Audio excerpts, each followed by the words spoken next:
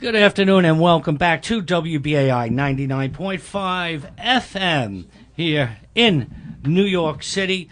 And for the next 20 minutes or so, we're going to talk about the New York City International Fringe Festival, of which my play as a New York City yellow cab driver, Cabtivist, which you can see more on cabtivist.com. That's CABTIVIST. And what I'm going to do now with WBAI for leading into the last 2 weeks of August, anytime we're on, we're to try to highlight some of the plays that have been accepted into the Fringe Festival and just give you a little taste, a little flavor of what's going on in the festival. And our first guest, he's going to give us a little bit of the history of the festival. I don't want to just butcher your name, but you're Filipino-American from California. How do you say your name now? Yes, good morning. My name is Kilusan Bautista. Better you saying it than me. Because, Indeed. Well, listen, you're involved. Not only do you have a play, this is your second play in the festival. Yes. What's a little bit of the history of the Fringe Festival? So the Fringe NYC, this is our 20th anniversary. And started by Elena Hawley over 20 years ago, bringing together indie theater artists from all over the world, not just New York City, but all over America, all over the world. And this year we have over 200 different productions coming to the Lower East Side in 20 different venues. It's going to be an amazing time from August 12th through the 28th. I hope everybody checks out our website, fringenyc.org. That's fringenyc.org. Over 200 shows.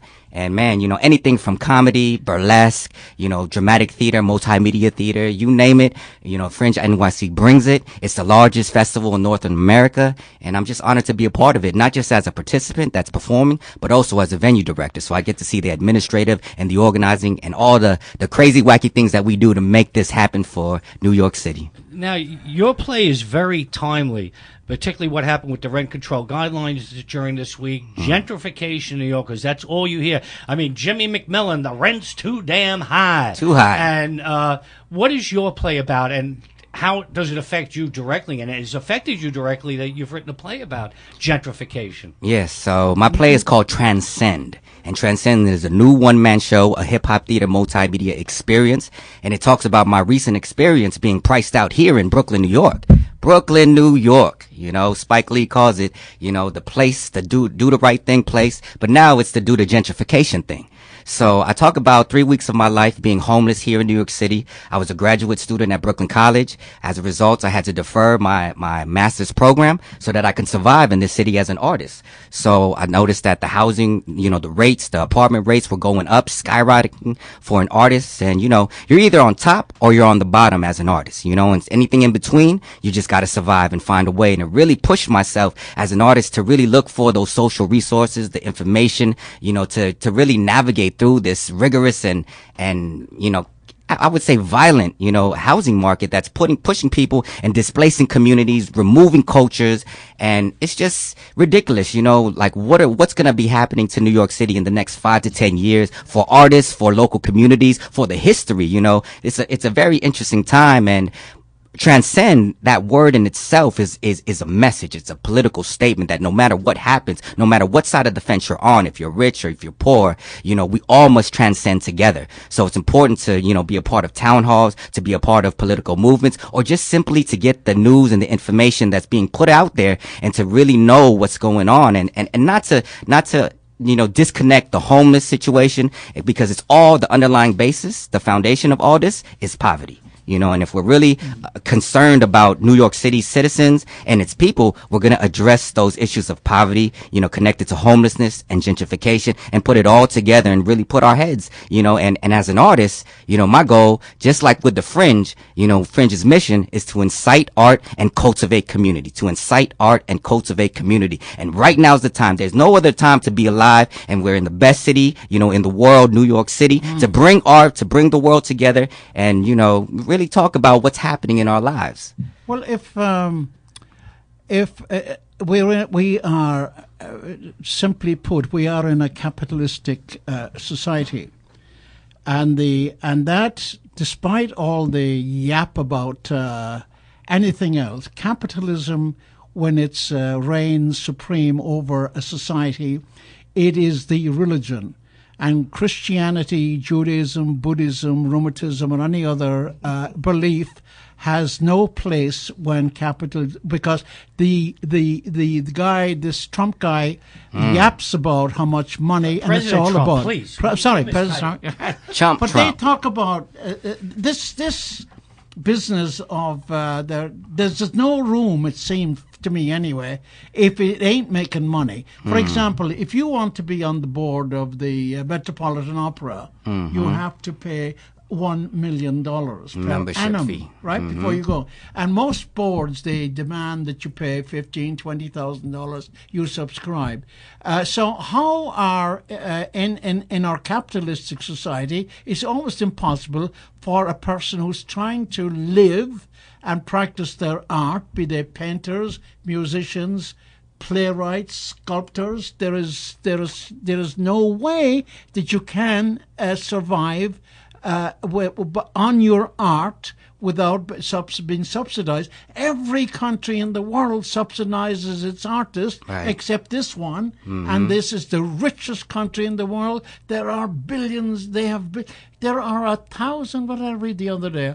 There are 1,300 billionaires here. They have far more money than they can ever use, and they are so penurious with the giving it out or subsidizing the arts. And I find it amazing that when at one time, again, capitalism surviving and being supreme, that the lofts were given over to artists because they were in areas that nobody went to and nobody wanted to go to. They were isolated, and they said, oh, yes, somebody better take them. So they gave them in the condition that they were in, and the artists moved in. And then all of a sudden they become fashionable and say, artists, get out. We now have rent-paying people. We now have the society wants to live for the fun of it in a loft. Yes, and Maliki, that's why I believe the Fringe, New York City, and all other fringes around the world is so important, is because it brings together,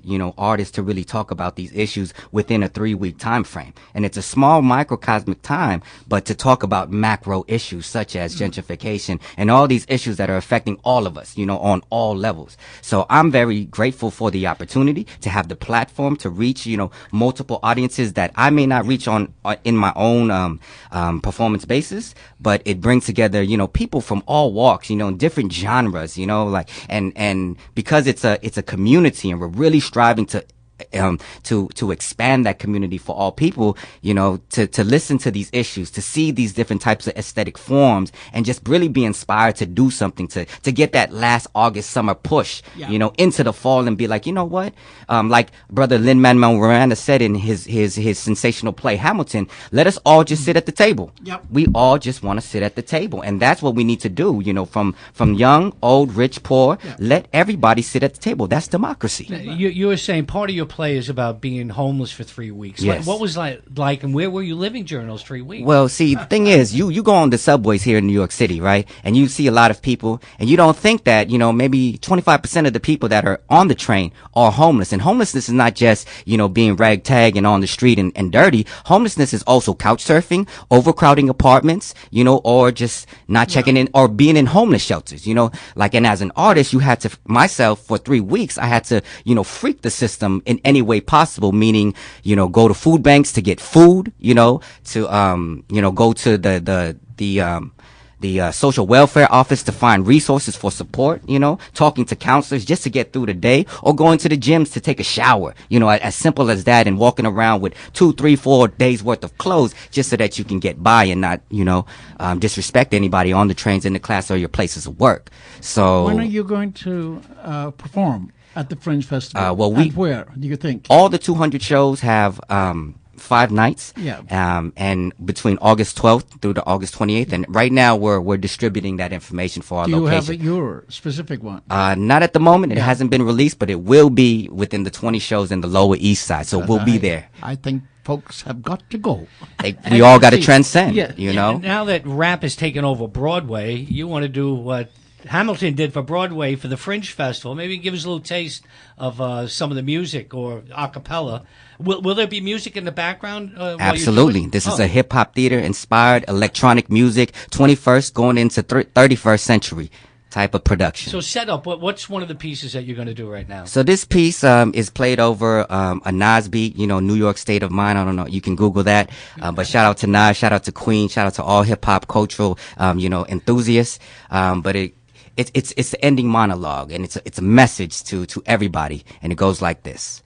Gentrification destroys self-esteem. Still, we all got a dream. I'ma keep my head up. It's always time for the come up. Yeah, I'm breaking up with Brooklyn, hoping to break through in the Bronx, calling out all sellout politicians as punks. Let the working class sit at the table. We're always ready, willing and able. Stop it with the welfare and criminal labels. How about policies and fables of honesty? We strive for self-determination, true democracy. Imagine a city of aristocracy. Will New York City become the neo-slavery? And what about the originality of cultures? Imagine entrepreneur adventures based on human value, where hipsters are educated to not be culture vultures, where we do not bail out Wall Street, rather we bail out people living on the street, raise the minimum wage, welcome everybody into the digital age, finally turn the universal health care page, also the black reparations page, amnesty for undocumented immigrants, affordable and secure monthly rent, where landlords and brokers are monitored by the government. Why shouldn't renters be treated with self-respect? We're not asking for no crumbs, no handouts. Systemic justice is what I'm talking about. Kilusan Transcend at the Fringe 20th anniversary. And that'll be between August 12th and August 28th. Bravo. Go to the website, because then that'll start going up, and actually with all the things that you can hit on, solo shows, comedy, and you can look at little blurbs from all the shows. Now, the show is going to be an hour long? Yes, an hour long. It starts with you being homeless, or does it end like that? I mean, now you're up in the Bronx. You're running out of real estate where you can go. I mean, and that's you what's said happening. You were in Brooklyn, and now you're that's the unfortunate culture of displacement. You just kind of get pushed out and out and out. So the question is, where people are. Now? Well, the Bronx is an amazing place. A lot of rich history, a lot of culture, and I'm being very welcomed by the Latino community up in the Tremont area of the Bronx. I actually have a best friend up there, and I'm just finding that I have actually a lot of friends. So I'm very fortunate because I like to put myself out there and give my heart and soul to people. And I turned the tragedy into a piece of art, and now it's lucky to find community, just like the Fringe, cultivating community. Do you make any comparisons to what's going on in California, or is it strictly a New York play? Oh, no. Gentrification is an American, social problem, a world social problem. But I'm actually from the Bay Area. And I experienced the tech boom in the Bay Area during the 1990s, and I lived in the Mission District, a predominantly Highest Latino. rents in America now. Oh, In more San than Francisco, they say yeah. it's probably skyrocketing more than Manhattan. Yeah, it's gone. If you're not in the Way tech out industry, of and no the disrespect to those that are in the tech industry, but everybody else, like us artists, we have to live and survive too. All those computer geniuses all drove those rents up. Yeah. In San Francisco. But they take our ideas as artists, Of like course, stretching the imagination and put that into those apps and websites. So it comes, it's all relevant. Yeah. So one last time, name of the play, where you think it's going to be, because I know they haven't given out that. I'm waiting for the date so I can start freaking putting it out myself. Yes. About the play that I'm involved with. But your play, your name, and how people can get in touch with you. So my name is Kilusan Bautista, and I'm very honored to be a part of the 20th anniversary of the Fringe New York City with my one-man show, Transcend. And I just want to give a special shout out to all the other 200 productions. We're all going to have an amazing time from August 12th to the 20th this summer. Congratulations. Yeah, so that's just one of the 200 plays. Well, actually, we got 3 of the plays in here. We're going to find them here. But Peter, as I say, Kevin. You're in the witness box right now. We're going to be deposed. And we're going to bring you in, and it's Peter R. Free. And Actually, I'm Kevin. Kevin. Kevin. Yeah. All right. Kevin R. Free. I like Peter. It's a good name. Just not mine. Upon this But, rock I will build do thy you- church, and the gates of hell shall So- not prevail against it. There you have it. Yeah. Yes. Do you want to elaborate a little bit more on the history of the 20 years of the Fringe? And how are you involved, just say, with the Fringe Festival itself? Sure. I want to say that in 1996, the first play that I ever did in New York City was produced by the Present Company, which is the company that produces the New York International Fringe Festival. And Alina Holy and I have known each other for that long. And then the first time I was involved with the Fringe was in 2000. I had a solo show about a black country singer called Face Value that was produced by Reverie Productions in the Fringe Festival. And ever since then, I've sort of been around the indie theater community a lot. And in 2006, I was not in a play, but I saw about 50 plays during the 2 weeks of the New York International Fringe Festival. And my favorite thing about the Fringe is it feels more like a community of artists than almost any other time in the city. You can go and see so many different kinds of plays, musicals, dance pieces, solo shows, burlesque, clown, puppetry. It's one of the most amazing experiences every single summer because you feel like independent artists have viability. And it's one of the very few times in the city that you feel that way. And that is why the Fringe was created, was so that independent artists can have a platform to not just talk about their political and social issues, but to make art and to have a good time doing it and to meet other like-minded artists and have a lovely time. So back to me and my history. In 2007, I did a play in the Fringe called Susan Gets Some Play that was written by Adam Simkowitz and starred Susan Louise O'Connor. And then in 2010, I had another play in the Fringe, and it was called A Raisin in the Salad, Black Plays for White People. Pause. That was a play that I wrote that was in the Fringe. And then in that same summer, I directed a play called Standing Up, Bathroom Talk, and Other Stuff We Learned from Dad, which was written by my friend and colleague Tracy Conyer-Lee, and I directed that play in the same year. And this year, I have a play in the Fringe called Night of the Living N-Word. And we can talk more about that if you have questions. Oh, no. Well, yeah, what is the play about? The play was inspired by, in 2007, the NAACP buried the N-word in Detroit. I don't know if anybody remembers that. It was July 9th, 2007. And I remember seeing the story on CNN and thinking, what, but did it die? Yeah. Like, did it actually die? And because you put it in a coffin and we sang songs and we buried it. And so I then wrote a play, a very short play that was in a show that I used to do called Too Much Light Makes the Baby Go Blind, 30 plays in 60 minutes. They're done in random order. So I wrote this play that was sort of like a horror movie trailer about how one can bury the N-word, but one can never be guaranteed that it is dead. Well, that was very interesting how the language evolves and how a word becomes pejorative. Mm-hmm. For example, the word a lot of Jewish people are called kikes. Right. Yes. Yeah, and do you know the origin of that? I don't. Okay, well, let me tell you. It is that when immigrants were coming into Ellis Island, right, Christians who were illiterate couldn't sign their names, so they made a cross, which eventually became an X. It got later on. Jewish people did not want to sign a cross, so they would put a circle. And the Hebrew for circle is kaikel. And that's how they came to be known as kikes. That's all there is to it. It's very simply. Now, there's another word. Still very hurtful, though, when it's used of course for it is. them. It's how it's meant. Yes. How it's meant. There we are. Yes. In the language, there is a word called niggardly. And it has nothing to do with color. No. It has to do with being miserly, Yes. cheap, and mean. And Yes. yet some people say, you shouldn't say that word. I say, well, listen, if the...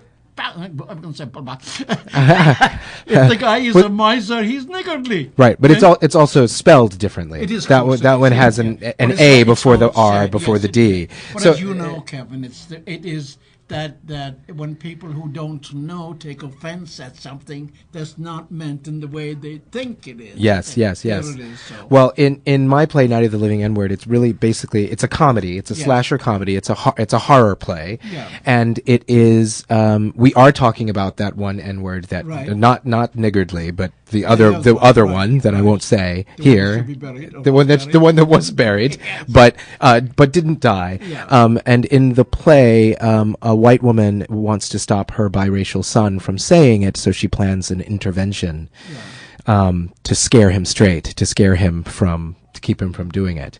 And I think the play is it's very funny, but I think that the play deals with the issue that we can bury the word, but what the word is a collection of thoughts and ideals and feelings and experiences and assumptions about a people, about a person, and that those might not ever die, even if the word dies and is buried. In Ireland and England, there there's a kind of it might be subconscious racism, but sometimes people don't understand or don't believe they're racist when they say Right. certain things and so forth. Now, I'm going to say this, and I don't take offense at it, but Speaking of they had a subconscious color- racism. there was a color which I heard from when I was a kid. It was Yes. it was a color brown, but it was called nigger brown. And Oh. it was just used without any reference to anybody. It's like, oh yes, what color do you have? Nigger brown. And people say, okay, thank you. There we are. And that was it.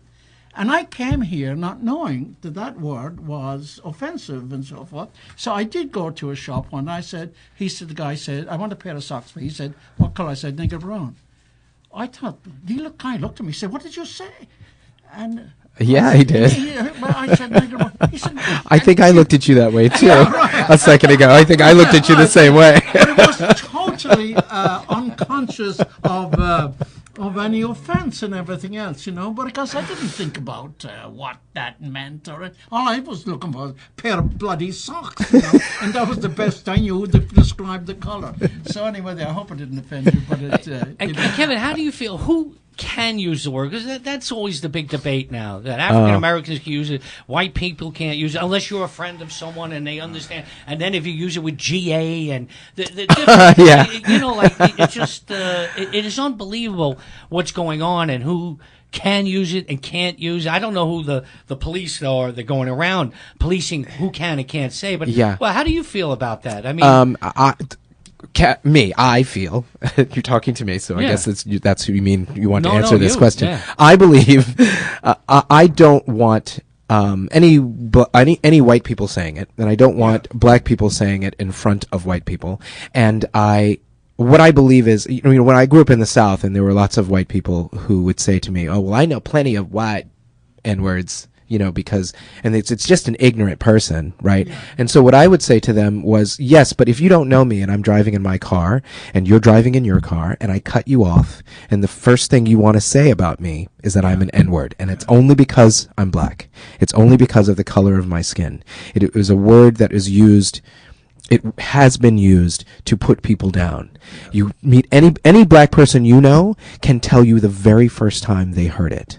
The very first time that somebody said it to them as an insult when they were children. And it's not just that word, it is all of the other words that people will use instead of it, right? Because now people think, oh, I can't say that word, so I'm going to say something else. So there are all these other things that go with it. So what I would say is the word itself, I don't like hearing it come from the mouths of someone who is not black, and I don't like hearing it. I don't like when black people say it in front of white people, like it's just Who was it? look at this guy, look at this guy. Who was it called? The book? There was a book Yeah. by Randall Kennedy, Yeah. which is a wonderful book. Yeah. If Yeah. you've read it, it's a really, really wonderful. It's Yeah, about it is, yeah. it's about the history of the word and where it came from, and right. it's a really I remember interesting. very well. It was Yeah, on the cover. yeah. And I know letters. just from listening to BAI for Yeah. 40 years, and the one thing that always stuck in my head, they said when they were lynching black people down south, that was the last word they heard. And I said, oof. Boom. Yeah. it's I like- mean, I mean, I have to say, it is a word that stops conversations. It's a word that stops you in your tracks. I have my friend Tracy Conyer Lee that I spoke about earlier in her play Standing Up has a play called The First Time, which is about the first time she heard it. My niece, sweet kid, just graduated from high school. Shout out to my cousin. To my niece, Lindy. Lindy Free. She's going to Berkeley. Congratulations. She's going to Berkeley College of Music in the fall. Very proud of her. But she one day, she's a sweet kid, and apparently somebody touched her on her back when she was in middle school and said that word to her. And she sat down because it had never happened to her, and she felt completely paralyzed, completely silenced, completely marginalized in that moment. That my brother posted about it on Facebook, and then my sister posted about it on her blog, and it became one of the most talked about posts on my sister's blog because every black person chimed in with, I remember the first time that I heard this, that somebody said this to me. Well, I wonder why other groups who are insulted by epithets of that are not don't sound as bad as that. For instance, we Irish were called donkeys and micks and paddies and so forth. Italians are called guineas and wops, and people from Asia, the Brits always called them wogs, you know, wily oriental gentlemen, I think is the translation of that. And yet they don't sound as bad as that for some reason. What I would say is there's several things there. I don't want to downplay the discrimination of other groups. Yeah, you know, when they were in housing discrimination, I think Sicilians and Italians were the penultimate on the list, right? It was blacks last, but then Italians, and then going up on up. Well, so the blacks in Boston in the 1840s put in a request to the city council, please don't let these Irish use our graveyards. We don't want to be buried with them. You know? Wow. So I don't want to minimize those things, but what I would say is that first, the largest minority in the United States at one time was African Americans, and they were enslaved, which is why that word has become so terrible, right? You know, the Japanese were put into, or all Asian people were put in internment camps. So the words that are used for those people are just as bad. For me, they are just as bad, and I would not say those words either. That said, I think that the N-word is considered such a terrible taboo thing because the history of slavery in this country. I mean, it's, you know, I mean, it's not slavery, civil rights, lynching, everything. What was done to human beings. Yes. And you're listening to WBAI. We're speaking with Kevin R. Free. He's got a play in the Fringe Festival. I do. Yes. Called Night of the Living N-word. Is the word used in the play? It is used a lot in the play. It is used many times in the play. How do you feel about rap music when it's almost mind-numbing when you listen to some of the music that the words it's every other word. Yeah, I love it.